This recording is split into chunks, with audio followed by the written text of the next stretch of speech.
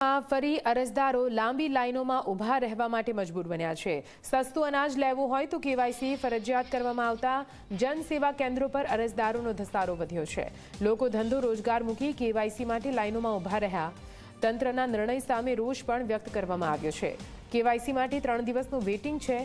જનસેવા કેન્દ્રમાં માત્ર એક જ સિસ્ટમ સક્રિય છે। નાના બાળકો, વૃદ્ધો, અપંગ લોકો પણ લાઈનોમાં ઊભા રહેવા માટે મજબૂર બન્યા છે। કેવાયસીના નિર્ણયથી હજારો લોકો સસ્તા અનાજથી વંચિત રહેશે।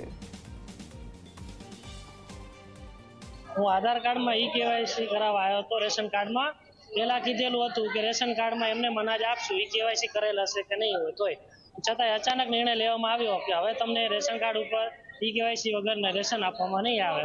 તો છેલ્લા 2 દિવસથી તકલીફ ભોગવું છું। સવારે 6 વાગ્યાનો આવીને લાઈનમાં ઊભો છું। આજે છેક વારો આવ્યો છે ને હજી એ પ્રોસેસ તો ચાલુ થઈ જ નથી।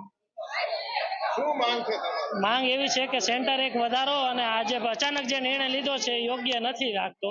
જો એમાં ફેરફાર કરે તો એ સારું રહેશે અને આ કેવાયસી નું જે છે સેન્ટર એકની બદલે 2-3 કરો, કેમ કે નાના બાળકો અને બીજા ઘણા તકલીફ ભોગવીને આવી રહ્યા છે, જેના કારણે બહુ હાલાકી પડી રહી છે। મધ્યમ વર્ગના પોતાને 300 રૂપિયા રોજ પાડીને 3-4 દિવસ સુધી ધક્કા ખાય છે।